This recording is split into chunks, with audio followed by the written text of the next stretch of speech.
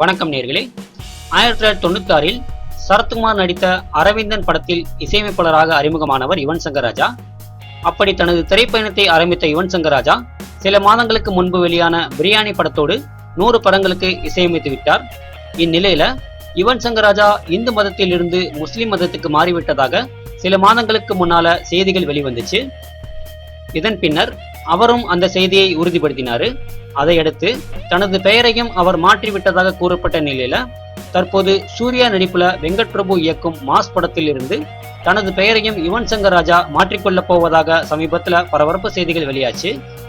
ஆனா இது பற்றி யுவன் சங்கர் ராஜா எந்த செய்தியும் வெளியிடாத போதும் அவரது சித்தப்பா கங்கை அமரனின் மகனான இயக்குனர் வெங்கட் பிரபு அவர்கள் மாஸ் படத்தின் டைட்டில் கார்டுல யுவன் சங்கர் ராஜாவின் பெயரை மாற்றப்போவதாக வெளியான செய்தி உண்மையில்லை என்று தனது ட்விட்டரில் செய்தி வெளியிட்டிருக்காரு. ஆக சினிமாவில் தொடர்ந்து இதே பெயரில் தான் யுவன் சங்கர் ராஜா செயல்படுவார் என்று செய்திகள் வெளியாயிருக்கு. சரி நேயர்களே, மீண்டும் ஒரு சினிமா செய்தியோடு உங்களை சந்திக்கிறேன். நன்றி, வணக்கம்.